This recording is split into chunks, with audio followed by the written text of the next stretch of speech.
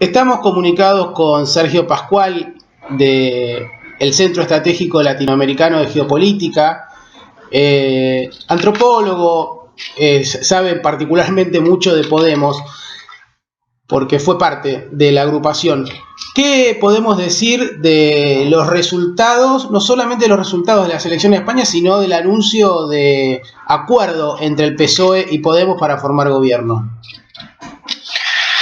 Bueno, pues creo que lo que nos dice este acuerdo es que el intento de llevarnos a elecciones del Partido Socialista para forzar el que su formación subiera en escaños y poder estar apoyada a izquierda y a derecha por partidos que hubieran retrocedido, Podemos, y por lo tanto ha tenido que acabar aveniéndose a lo que ya en su momento parecía razonable para todos los progresistas en este país, y era a llegar a un acuerdo con Pablo Iglesias.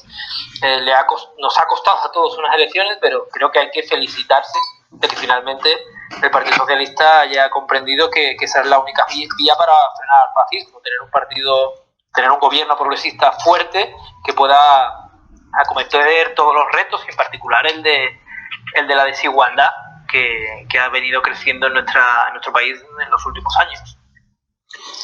Y con respecto a los resultados, los avances y los retrocesos de las distintas fuerzas del PSOE, de Podemos, inclusive de la derecha como Vox, ¿qué podés referir al respecto?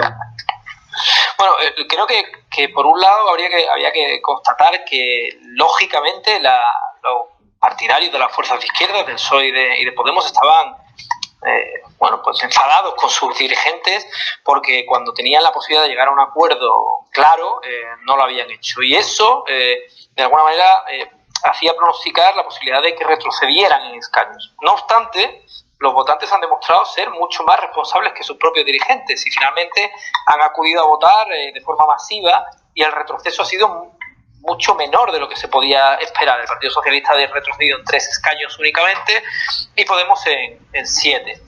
De tal manera que el gobierno progresista seguía siendo posible y finalmente, como bien has anunciado tú, va a serlo.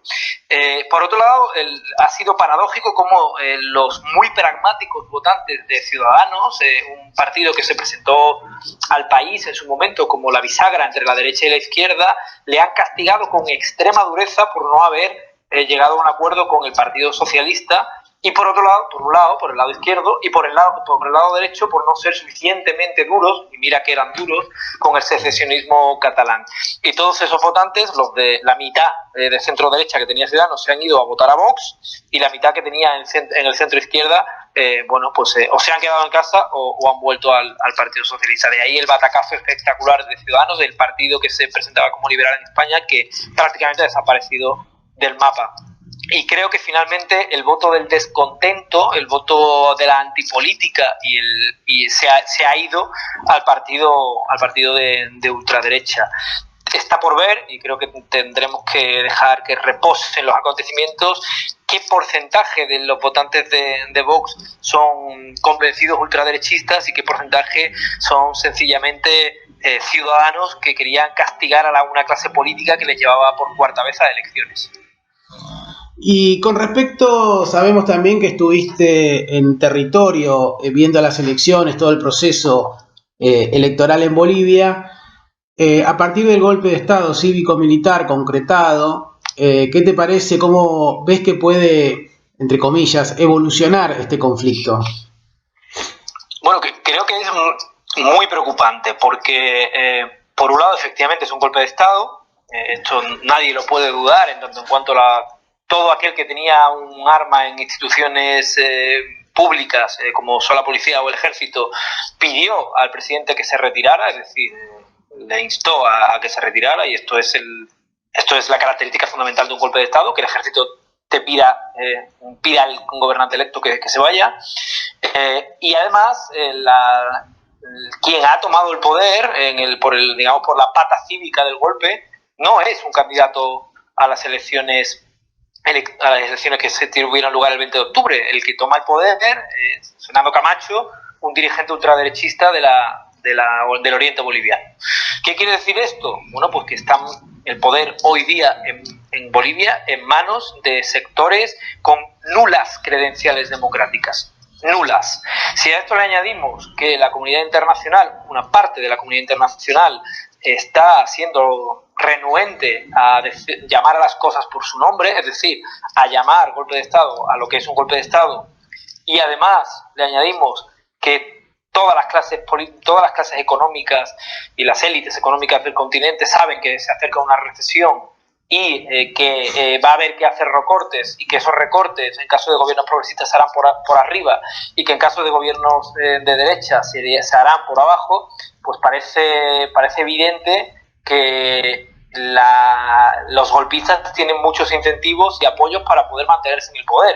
Ya han empezado a purgar y perseguir a los bolivianos y bolivianas que pudieran tener cualquier señal de complicidad con el gobierno, de complicidad digo en términos de adhesión política con el gobierno Evo, y el asunto nos recuerda mucho más a los escenarios de los años 70 oscuros para América Latina que a cualquier otro escenario posible. De ahí que todos los demócratas del mundo tengamos que poner el foco en Bolivia, lo que está sucediendo en Bolivia, en la represión que se está desencadenando en Bolivia, para forzar en la medida de nuestras posibilidades tanto que los gobiernos que todavía no han llamado golpe de Estado a lo que es un golpe de Estado para que lo hagan, como para tratar de frenar con el repudio internacional a la agresión y las violaciones de derechos humanos que se están dando en el país.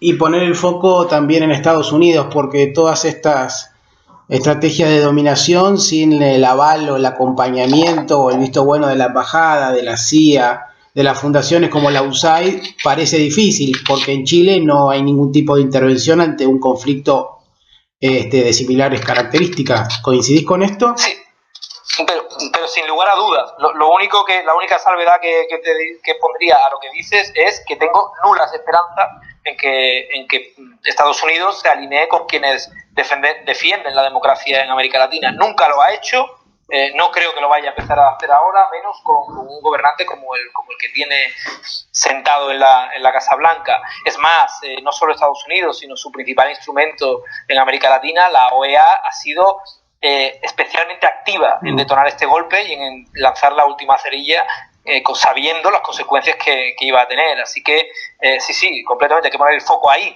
pero también hay que poner el foco en aquellos gobiernos que sí han tenido en algún momento alguna credencial democrática o pretenden tenerla en general en la región, para que se vean interpelados y forzados a admitir lo que es una realidad, y es que es un golpe de Estado. Hablo, por ejemplo, del propio gobierno español, que hablaba de interrupción del natural proceso, ¿no? Y no hablaba de golpe de Estado, o de la Unión Europea, ¿no? Un estamento, una institución que se precia de ser defensora de los derechos y los valores democráticos, ¿no?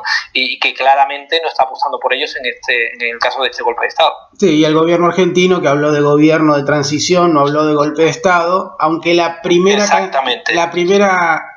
ex canciller Susana Malcorra, ex canciller de Macri, sí dijo que sin dudas esto es un golpe de Estado. Es que es un insulto a la inteligencia eludir el término de lo que está pasando en Bolivia.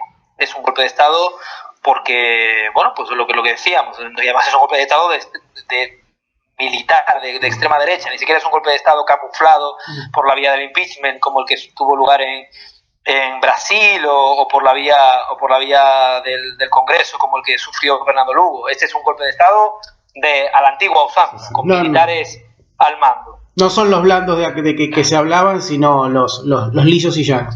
Muy bien, Sergio Pascual, te agradezco mucho nuevamente esta comunicación con Agenda Sur.